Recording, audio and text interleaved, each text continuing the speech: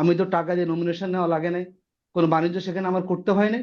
তা আমি বলতে পারি হ্যাঁ, যদি আমি কখনো সুযোগ পাই, যদি আমার দল আমার থেকে কোনো দলকে ম্যানেজ করতে হয় নাই, সুতরাং আমি যদি এমপি হই, সুতরাং এমপি হলে জনগণের বরাদ্দের টাকা দিয়ে আমার যে ঘাটতি মেটানোর যে সুযোগ, সেটা কখনো আমার প্রয়োজন হবে না।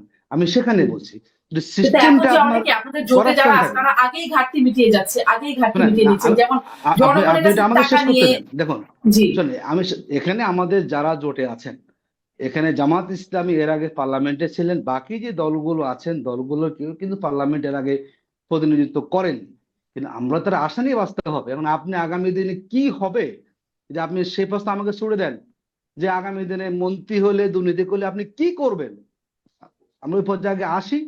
যদি আসার আগে আপনি আমাকে বেরিয়ে দিয়ে দেন, সেটা কখনো যুক্তিগত। আমি আমি একটু আপনাকে দেখুন, না কেন, আমাদের এটাই যে তো এটাই তো আসলে ইশতেহার যে আসার আগে আপনাকে জানাইতে হবে যে আপনি আসলে কি করবেন। হ্যাঁ, আমরা তাছাড়া আমরা আপনাকে জানাবো। অদেখা, এখনো আপনাকে দেখি নাই, এখনো কি করে এখনো আপনাকে বিশ্বাস করবো? এখনো এখনো সময় শেষ হয়ে যায় না, একটু ওয়েট করেন আপনারা। আমাদের জোটটা পাকাপোক্ত হোক, আসনগুলো সম্ভবত নিশ্চিত হোক। নিশ্চিত আপনি জানবেন যে 11 দল তাদের লক্ষ্যটা কি, তারা কোন লক্ষ্যকে নিয়ে তারা মাঠে যাবে, তারা জনগণকে কি বিষয়গুলো বলবে। আমাদের 11 দল এত রাজনৈতিকভাবে দেউলিয়া হয়ে যায় নাই। আমরা ভোটের মাঠে যাব, আর জনগণকে আমরা পরিষ্কার করে বলবো না আমরা কি চাচ্ছি। এতটুকু দেউলিয়াপনা আমি মনে করি 11 দল হয়ে যায় না। আমি তো আপনাকে আরেকটু জি। বলি, আমার তুষার ভাই বলেছেন যে নারী আসনে পার্লামেন্টে নারীরা যাবেন না কেন। উনি মনে হয় ভুলে গেছেন, কেন জামাত যখন পার্লামেন্টে ছিলেন আমি তখন জামাতকে বলি নাই জামাতের ভাই, নারী এমপিরা জামাতকে বলি না, পার্লামেন্টে আপনাদের গিয়েছেন না? আপনাদের জোটের মধ্যে একজন আছে, একটা দল আছে যারা টক শোতে নারী আলোচক থাকলে বন্ধু যায় না। ওদেরকে নিয়ে আচ্ছা, আপনারা সংসদে যাবেন আচ্ছা, কিভাবে? যাও নারী থাকবে না তুষার আপনাদের ভাই, সংসদে? আমরা আর আপনাদের জন্য আমরা নারী যাচ্ছি, প্রার্থী কয়জন? আমরা শুনে আমি আমরা যাচ্ছি, এগুলো শুনেন, নানাবিধ আছে তো ক্ষমতা, রাজনীতি কিংবা রাষ্ট্র পরিচালনা, অনেকে তো দূরে আছেন।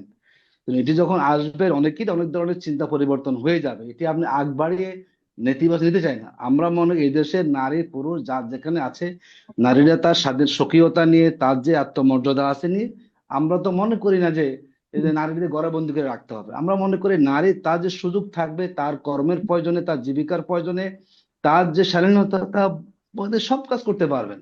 আমরা কখনোই ধারণা পোষণ করি না যে নারী মানে তাকে পুরো ঘরে বন্দি করে রাখতে হবে। দেশের অর্ধেক শ্রেণী জি। মানুষকে আপনি আপনি ঘরে বলছেন যে বন্দি করে চিন্তা রেখে পরিবর্তন কখনো হবে, বাংলাদেশ মানে গড়তে পারবেন না। ভবিষ্যতে হবে, এটা নিয়ে আমাদের আস্থা রাখতে হবে। এখনো পর্যন্ত হয়েছে বলে আমরা জানি না। আমি সাথে সাথে এই প্রশ্নটাও করছিলাম আপনার কাছে যে আমাদের জোটের নারী প্রার্থী কজন? দেখুন, আমাদের জোটের এখনো নারী প্রার্থী সরাসরি নেই। আমাদের এনসিপি থেকে নারী প্রার্থী কিছু আছেন, এটা সংখ্যাটা এখনো নির্ধারণ করা হয়নি। একজন নারী কোনো? ওদের- আহ, না, মানে এনসিপি থেকে এনসিপি যারা আসছেন 11 তাদের নারী প্রার্থী আছেন।